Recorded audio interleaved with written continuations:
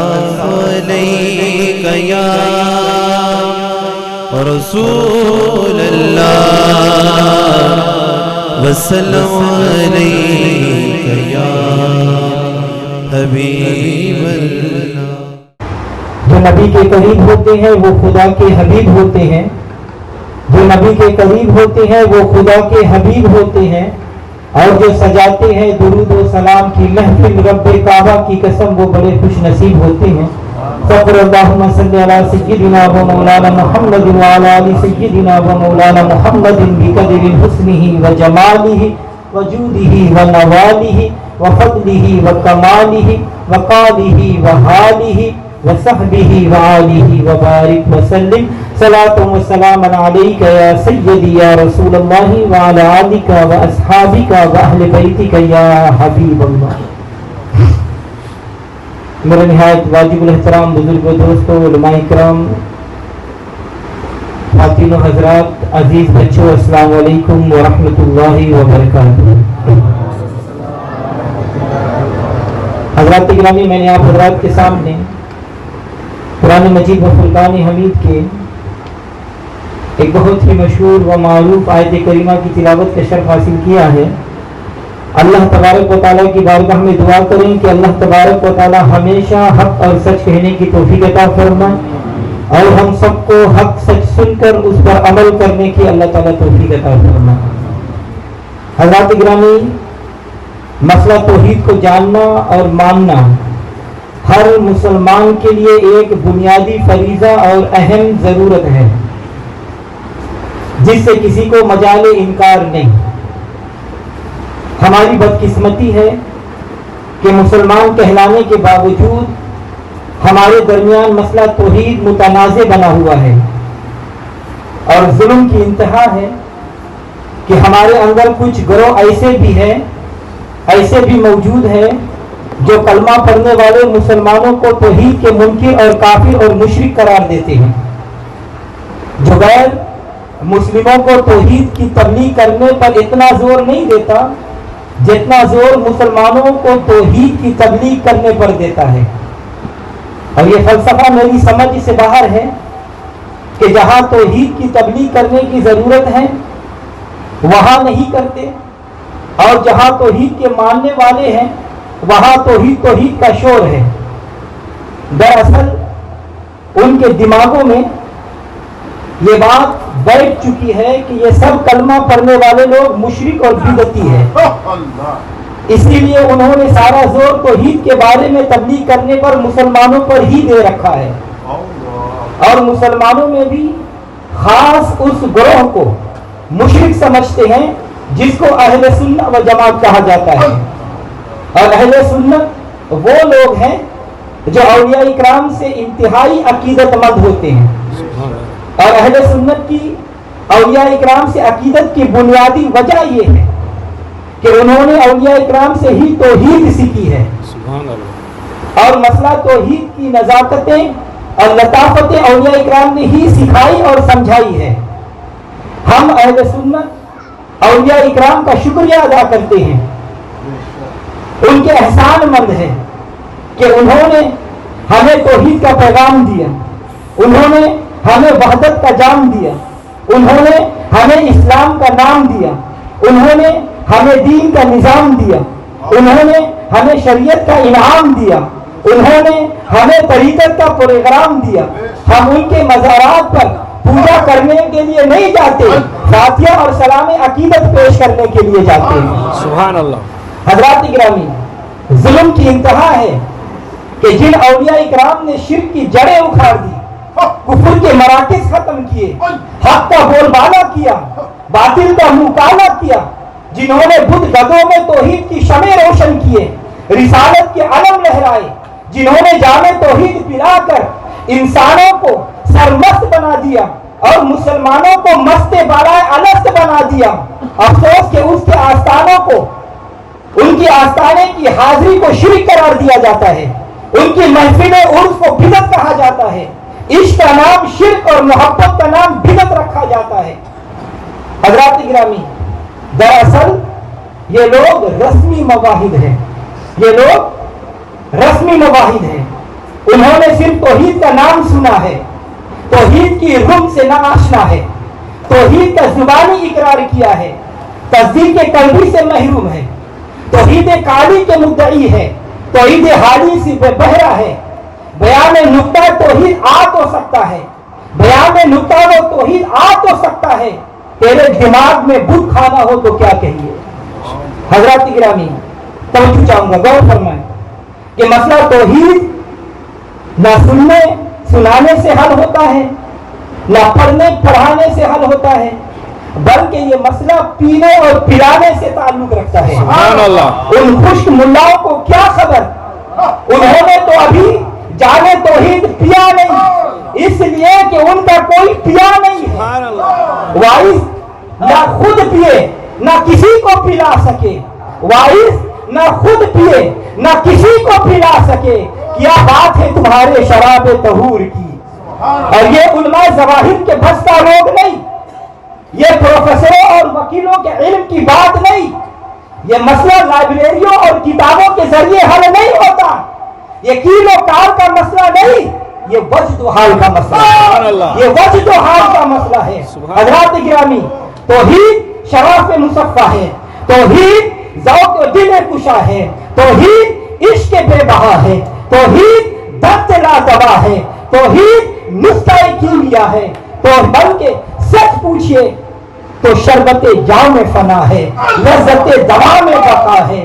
الغرض جس نے پی لی پھر وہ نہ بتا سکا کہ یہ کیا ہے، کیونکہ یہ طیبہ سے منگائی جاتی ہے، سینوں میں چھپائی جاتی ہے، طیبہ سے منگائی جاتی ہے، سینوں میں چھپائی جاتی ہے، توحید کی میں پیالوں سے نہیں نظروں سے پلائی جاتی ہے۔ اللہ اکبر۔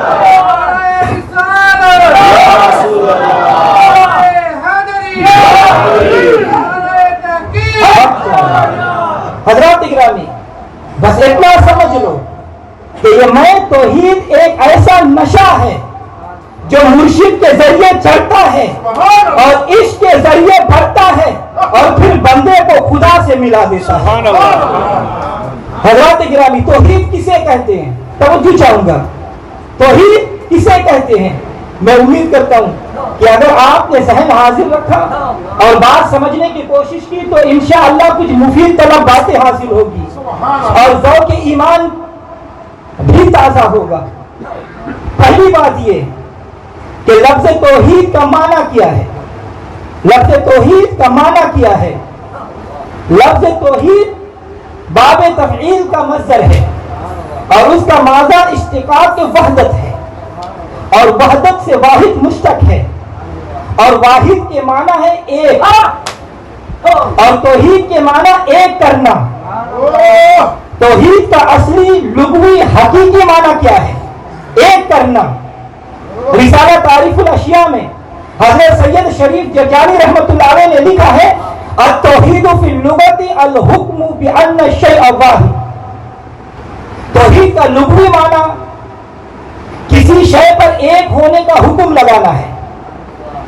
صاحب دستور العلماء نے جلد اول میں لکھا ہے التوحید فی اللغہ، توحید کا لغوی معنی ایک کرنا ہے۔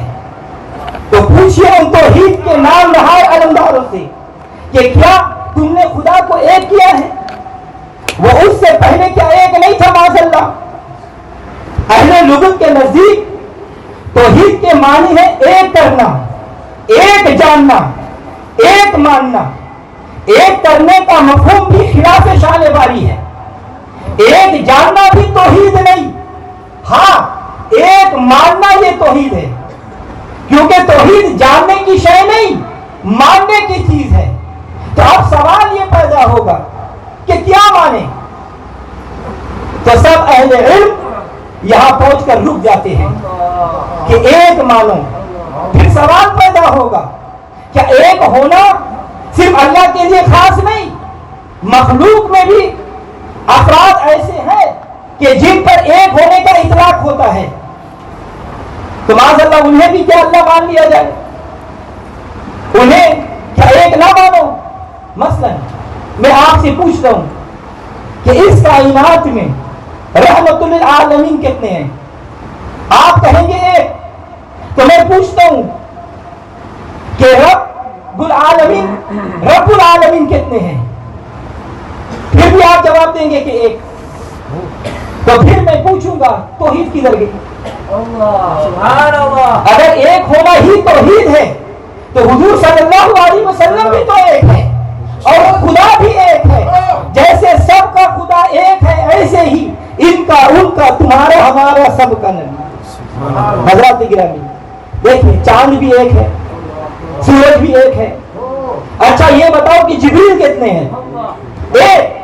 تو کیا یہ سارے اللہ کے شریک ہو گئے؟ نہیں. تو معلوم ہوا کہ اصل توحید وہ نہیں کہ جس کو اہل ظاہر سمجھتے ہیں، بلکہ اصل توحید وہ ہے کہ جس کو اہل باطن سمجھتے ہیں، اہل اللہ سمجھتے ہیں، اولیاء اللہ سمجھتے ہیں، عارف باللہ سمجھتے ہیں. سبحان اللہ. ایک مولوی سے توحید کے بارے میں مسئلے پر گفتگو ہو گئی. وہ مجھے تانا دیتے ہوئے کہنے لگا کہ جی تم سنی لوگ، تمہیں توحید نہیں آتی، تم بس پیروں اور فقیروں کی پیروی میں لگے رہتے ہو، تمہیں کیا پتا توحید کیا ہے؟ دراصل تم مشرک لوگ ہو. میں نے کہا کہ بھائی مجھے بھی تو آپ جیسے کسی موحد کی ضرورت تھی، آپ جیسے کسی موحد کی تلاش تھی جو مجھے توحید سکھا دے، مجھے توحید سمجھا دے. تو وہ بڑی مہربانی آپ کی کہ ہمیں توحید سکھا دے، ہم آپ کے احسان مند رہیں گے. حضرات گرامی وہ کہنے لگا کہ سکھا دوں توحید. میں نے کہا کہ ہاں سکھاؤ. وہ کہنے لگا توحید یہ ہے کہ اللہ ایک ہے. تو میں نے پوچھا یہ بتاؤ جبریل کتنے ہیں؟ وہ دانتوں میں انگلی دبا کر کہنے لگا کہ ہے تو وہ بھی ایک. میں نے کہا پھر تمہاری توحید کدھر گئی؟ وہ افسردہ ہو کر کہنے لگا اچھا بتاؤں اصلی توحید. میں نے کہا کہ پہلے نقلی تھی، اب اصلی بتا دو. کہنے لگا کہ اصلی توحید یہ ہے کہ اللہ کے بیوی بچے کوئی نہیں. تو میں نے پوچھا جبریل کا نکاح کیا آپ نے پڑھایا تھا؟ ماشاءاللہ بیوی بچے تو اس کے بھی نہیں. تو مولوی صاحب پریشان ہو کر کہنے لگے کہ مولانا دراصل آج تک میں نے اس مسئلے پر غور ہی نہیں کیا تھا، آپ تو عجیب باتیں کر رہے ہیں. تو کہنے لگا کہ اچھا آپ بتاؤ توحید کیا ہے؟ میں نے کہا چلو آپ بتا دو. وہ کہنے لگا کہ توحید یہ ہے کہ اللہ نہ کھاتا ہے نہ پیتا ہے. تو میں نے پوچھا کہ جبریل کے گھر آٹا چینی تمہارا باپ دیا اللہ آٹا پیتا تو جبریل بھی نہیں. وہ بھی رنگ فک ہو گیا اور گھبرا گئے. جو کچھ جواب نہیں آیا تو کہنے لگا اچھا جی میں غور کر کے اس مسئلے پر پھر آپ سے بات کروں گا. میں نے کہا کہ اگر آپ ابھی تک توحید کو نہیں سمجھ سکے تو پہلے یہ بتاؤ کہ مشرک تم ہو یا ہم ہیں. حضرات گرامی بات کی تہ تک پہنچنے کی کوشش کریں، کیونکہ عوامی اور عوام سطح کے لوگ توحید کا مسئلہ اتنا ہی سمجھتے ہیں کہ اللہ ہے اور ایک ہے. تو میں پوچھتا ہوں، اس بات کی وضاحت چاہتا ہوں کہ ایک کس کو کہتے ہیں؟ لوگوں نے عوام کو یہ سمجھا رکھا ہے کہ اس کو ایک کہہ دینا ہی کافی ہے، بس توحید کا حق ادا ہو گیا. میں کہتا ہوں کہ پہلے یہ تو پتا کرو کہ ایک ہے کیا چیز. میں نے جب علم العداد والوں سے پوچھا کہ ایک کی تعریف کرو تو وہ کہنے لگے الواحد نصف الاثنین. ایک اس کو کہتے ہیں جو دو کا آدھا ہو. تو کیا خدا نعوذ باللہ دو کا آدھا ہے؟ حالانکہ یہ معنی سراسر مفہوم توحید کے منافی اور شرک کے سری ہے. جب میں علم الحساب والوں سے پوچھتا ہوں کہ ایک کی تعریف کرو تو وہ کہتے ہیں الواحد مجموعۃ النصفین، یعنی ایک دو آدھوں کا مجموعہ کا نام ہے. استغفر اللہ. یہ مفہوم بھی سراسر شرک ہے اور شان توحید کے خلاف ہے. تو حضرات گرامی ہمارا دعویٰ یہ ہے کہ مسلمانوں کو مشرک بنانے والے اور اپنے آپ کو توحید کے ٹھیکیدار کہلانے والے لوگ اگر قیامت تک سر جوڑ کر بیٹھے رہے اور مسئلہ توحید پر ریسرچ کرتے رہے، توحید کا مسئلہ نہ سمجھ سکتے ہیں اور نہ سمجھا سکتے ہیں، کیونکہ ان کو توحید کے کوچے کی ہوا بھی نہیں لگی. اے کاش کوئی سمجھا دیتا توحید کے ٹھیکیداروں کو، اے کاش کوئی سمجھا دیتا توحید کے ٹھیکیداروں کو ہم جھوٹ تمہارا جان گے مت پھول کہو اب کھا لو. حضرات گرامی اب سوال یہ پیدا ہوتا ہے کہ ایک ہونا، ایک کرنا ایک کہنا مسئلہ توحید کا حل نہیں، تو پھر اس کا کیا حل ہے؟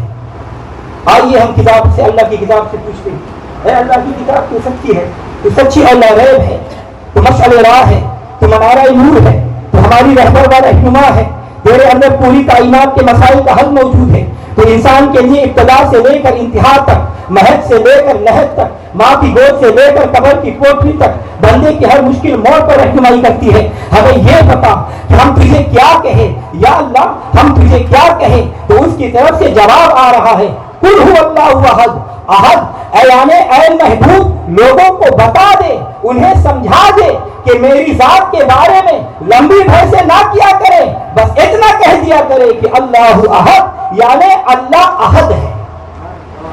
آپ کہیں گے مولانا ہمیں الفاظ کی ہیرا پھیری میں مبتلا نہ کرے، مسئلہ تو وہی ہوا کہ اللہ ایک ہے۔ میں کہتا ہوں کہ حضرات بے شک اللہ ایک ہے، مگر یہ عہد کی اصلی معنی نہیں، کیونکہ ایک عدد ہے، ایک شمار ہے، ایک حساب ہے، ایک کی ابتدا ہے، ایک کی انتہا ہے، اور وہ عہد ہے، بے عدد ہے، بے حد ہے، صمد ہے، لم یلد ہے ولم یولد ہے، اس کی نہ ابتدا ہے نہ انتہا ہے، وہ شمار و حساب سے جدا ہے، علم و عقل کی حد سے ورا ہے، وہ ہر ورا سے بھی ورا الورا ہے، ما سوا کو فنا ہے، صرف اسی ذات کو بقا ہے۔ آپ کہیں گے کہ تم بھی تو مجبوراً ہی کہہ رہے ہو کہ اللہ ایک ہے، تو میں کہتا ہوں کہ ہاں ہم مجبور ہو کر ہی کہتے ہیں، اس لیے کہ اس کی شان و احدیت بیان کرنے کے لیے ہمارے پاس ایک کے آگے اور کوئی لفظ نہیں، یہ ہماری لغت کی ناتمامی ہے، یہ ہماری زبان کی ناکامی ہے، ہم اعتراف عجز کے ساتھ اس کو ایک کہہ رہے ہیں، یہ ہمارے علم کی آخری حد ہے، ہمیں پتہ نہیں کہ ایک سے آگے کیا ہے، اسی لیے ہم نے اسے ہم ایک کہہ رہے ہیں۔ یہ ایک کہنا ہماری حد ہے، اس کی توحید کی نہیں۔ دراصل عہد کی شان صرف یہ نہیں کہ وہ ایک کہلانے والا ہے، بلکہ وہ ایک بنانے والا ہے، یعنی اس نے سب سے پہلے ایک بنایا تھا، اور وہ ایک نور مصطفیٰ تھا، اول ما خلق اللہ نوری، پھر ایک ایک کر کے مخلوق بناتا رہا، جبریل بنایا تو ایک، میکائیل بنایا تو ایک، اسرافیل بنایا تو ایک، اسرائیل بنایا تو ایک، سورج بنایا تو ایک، چاند بنایا تو ایک، پھر آج تک مخلوق بنانے کا سلسلہ جاری رکھے ہوئے ہیں، وہ سب ایک ایک کا خدا ہے، وہ ہر ایک کا خدا ہے۔ تو حضرات گرامی، قرآن میں لفظ عہد بھی اللہ کی شان میں وارد ہوا ہے، اور لفظ واحد بھی۔ دیکھیے ارشاد ہوتا ہے قل هو اللہ احد، دوسری جگہ فرماتا ہے الہکم الہ واحد، تو اللہ احد بھی ہے اور واحد بھی ہے، احد کا معنی بھی ایک اور واحد کا معنی بھی ایک، مگر فرق یہ ہے کہ مطلقاً وصف کے لیے لفظ احد کا استعمال صرف اللہ کے ساتھ یہ خاص ہے، غیر اللہ کے لیے اس کا معنی میں لفظ احد ایک کا استعمال کرنا یہ جائز نہیں۔ اللہ تعالیٰ واحد ہے یعنی ایک ہے، اسی طرح افراد مخلوق پر بھی واحد اور ایک کا لفظ بولا جاتا ہے، تو ایک کا اطلاق اللہ پر بھی ہے اور مخلوق پر بھی ہے۔ فرق یہ ہے کہ افراد مخلوق پر ایک کا اطلاق مجازن ہے، اور خالق پر ایک کا لفظ اطلاق یہ مطلقاً ہے، یہ باقی سب واحد مجازی ہے، اور اللہ یہ واحد حقیقی ہے۔ اس فرق کے بیان سے شرک کا مفہوم ٹوٹ جاتا ہے، اور توحید خالص کا تصور نکل کر سامنے آ جاتا ہے۔ الحمدللہ ہم سنی لوگ مخلوق کے لیے جو کمالات، ہم سنی لوگ مخلوق کے لیے جو اختیارات، ہم سنی لوگ جو مخلوق کے لیے امتیازات مانتے ہیں وہ مجازی مانتے ہیں، اور خالق کے لیے جو کچھ مانتے ہیں وہ حقیقی مانتے ہیں۔ دیکھیے ارشاد باری تعالیٰ ہے قل هو اللہ احد، کہہ دیجئے وہ ایک ہے۔ لفظ اللہ اس میں ذاتی ہے، لفظ اللہ اس میں ذاتی ہے، باقی اسماء و صفاتی ہے۔ توحید یہ ہے کہ اس کی ذات میں اس کا کوئی شریک نہیں، یعنی اللہ کے سوا کوئی دوسرا اللہ نہیں، جبکہ صفاتی اسماء کا اطلاق مخلوق پر بھی ہو سکتا ہے۔ یہی وجہ ہے فرمایا گیا کہ اللہ ایک ہے۔ یہ قرآن میں کہیں نہیں فرمایا کہ مالک ایک ہے، قرآن میں کہیں نہیں فرمایا کہ رازق ایک ہے، قرآن میں کہیں نہیں فرمایا کہ حاکم ایک ہے، قرآن میں کہیں نہیں فرمایا کہ رب ایک ہے۔ قرآن میں دوسرے رازقوں کے بارے میں فرمایا واللہ خیر الرازقین، اللہ سب رازقوں سے اچھا رازق ہے۔ قرآن میں دوسرے حاکموں کے متعلق فرمایا الیس اللہ باحکم الحاکمین، اللہ سب حاکموں کا حاکم ہے۔ قرآن میں ماں باپ کے متعلق فرمایا کما ربی یعنی صغیرہ، معلوم ہوا کہ ماں باپ اولاد کے رب ہے، کیونکہ قرآن میں اللہ تبارک و تعالیٰ نے اپنے کسی بھی صفاتی نام کو احدیت اور وحدیت سے منسوب نہیں فرمایا۔ ثابت ہوا کہ اللہ کے سوا مالک اور بھی ہے، ثابت ہوا اللہ کے علاوہ رازق اور بھی ہے، معلوم ہوا کہ اللہ کے علاوہ حاکم اور بھی ہے، معلوم ہوا کہ اللہ کے علاوہ رب اور بھی ہے، مگر فرق یہ ہے کہ باقی مالک مجازی ہے اور اللہ مالک حقیقی ہے، باقی رازق مجازی ہے اور اللہ رازق حقیقی ہے، باقی حاکم مجازی ہے اور اللہ حاکم حقیقی ہے، باقی رب مجازی ہے اور اللہ رب حقیقی ہے۔ بس اسی پر قیاس کرتے جائیں۔ حکم قرآن یوں ہے کہ اللہ ایک ہے، یہ نہیں فرمایا کہ رحیم ایک ہے، یہ نہیں فرمایا کہ کریم ایک ہے، یہ نہیں فرمایا کہ داتا ایک ہے، یہ نہیں فرمایا کہ حاجت روا ایک ہے، یہ نہیں فرمایا کہ مشکل کشا ایک ہے، یہ نہیں فرمایا کہ غوث ایک ہے، یہ نہیں فرمایا کہ فریاد رس ایک ہے۔ پتا چلا کہ ساری صفتیں اساس توحید نہیں، اساس توحید صرف وحدت الوحیت ہے، یعنی توحید کی بنیاد صرف اس بات پر ہے کہ اللہ ایک ہے، باقی رہا رحیم ہونا، باقی رہا کریم ہونا، باقی رہا داتا ہونا، باقی رہا مشکل کشا ہونا، باقی رہا حاجت روا ہونا، باقی رہا غوث اور فریاد رس ہونا، یہ اسماء اور صفات مخلوق کے لیے بھی یہ جائز ہے۔ فرق صرف اتنا ملحوظ رہنا چاہیے کہ مخلوق کے لیے یہ اسماء اور صفات مجازی ہے اور اللہ کے لیے حقیقی ہے۔ جس طرح حاکم داد دیتا ہے، حکیم دوا دیتا ہے اور ان کا سب کچھ دینا یہ مجازی طور پر ہے، اسی طرح انبیاء اولیاء جو کچھ دیتے ہیں مجازی طور پر دینے والے ہیں، حقیقی داتا اور حاجت روا اللہ ہی ہے۔ اسی لیے میرے سرکار اعلیٰ حضرت عظیم البرکت مجدد دین و ملت شاہ احمد رضا خان فاضل بریلوی رحمۃ اللہ علیہ آپ مبارک اس مسئلہ کو یوں بیان فرماتے ہیں کہ حاکم حکیم داد دوا دے یہ کچھ نہ دے، حاکم حکیم داد دوا دے یہ کچھ نہ دے۔ ارے نادان، یہ بات کس آیت خبر کی؟ حضرات گرامی یقین جانیں کہ انبیاء اکرام اور اولیاء اعظام کے لیے مجازی طور پر ان کمالات اور اختیارات کا انکار کرنے والے لوگ مسئلہ توحید کے فہم سے بھی قاصر ہیں، بے خبر ہے، سمجھتے نہیں، یہ دن رات مسلمانوں پر شرک کے فتوے جڑتے رہتے ہیں۔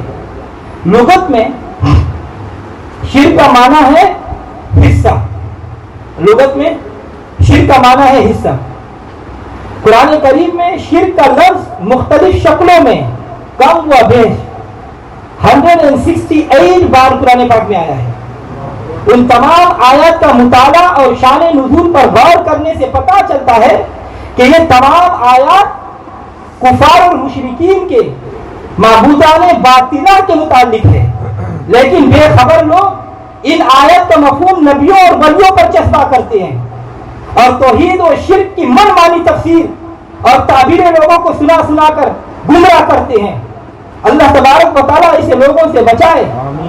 آئیے قرآن سے پوچھے اے قرآن یہ تو بتا کہ توحید کیا ہے، یہ بتا کہ شرک کیا ہے۔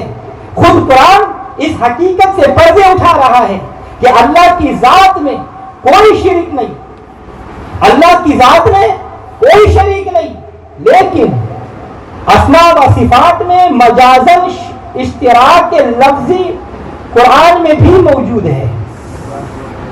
دیکھیے خدا کی شان ہے ان اللہ بالمؤمنین لرؤوف الرحیم، اور مصطفیٰ کی شان ہے بالمؤمنین رؤوف الرحیم۔ خدا کی شان ہے فإن ربی غنی کریم، مصطفیٰ کی شان ہے انہ لقول رسول کریم۔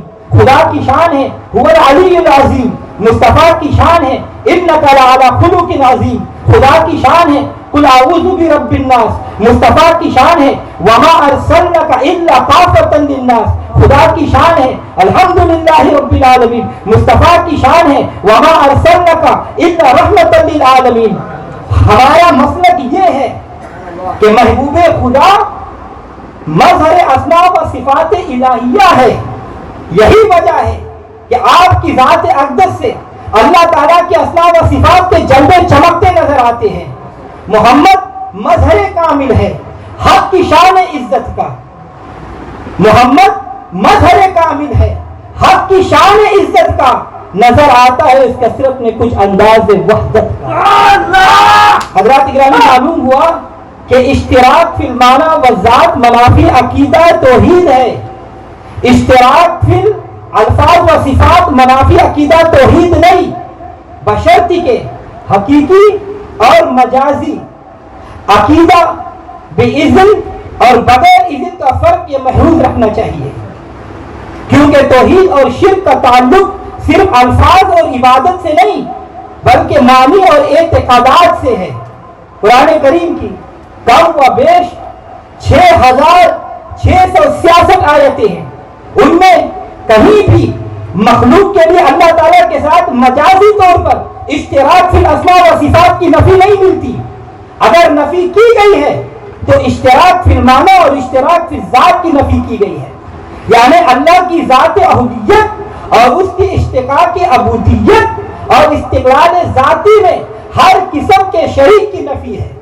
لا الہ الا اللہ کا مفہوم یہ ہے کہ اس کی احدیت یعنی اللہ ہونے میں کوئی شریک نہیں۔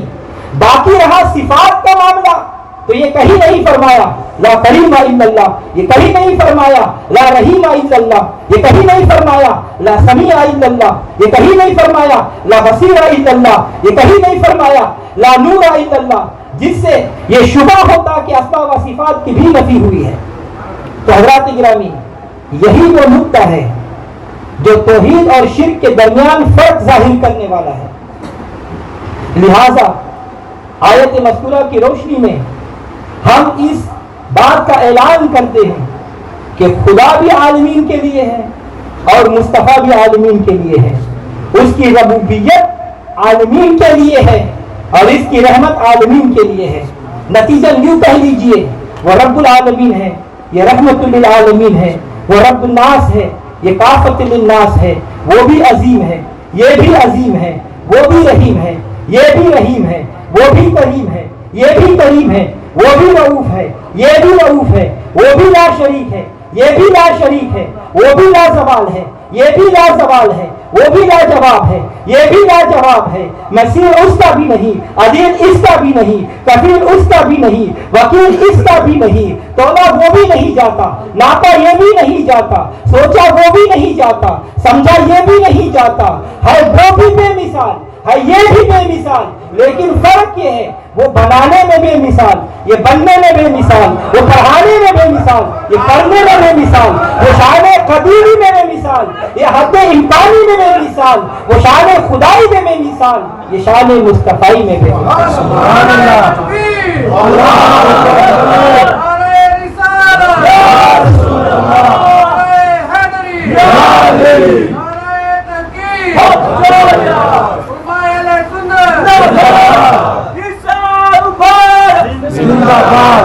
اللہ تبارک و تعالی ہم سب کو توحید کو سمجھنے اور اس پر عمل کرنے کی اللہ تعالیٰ توفیق عطا فرمائے.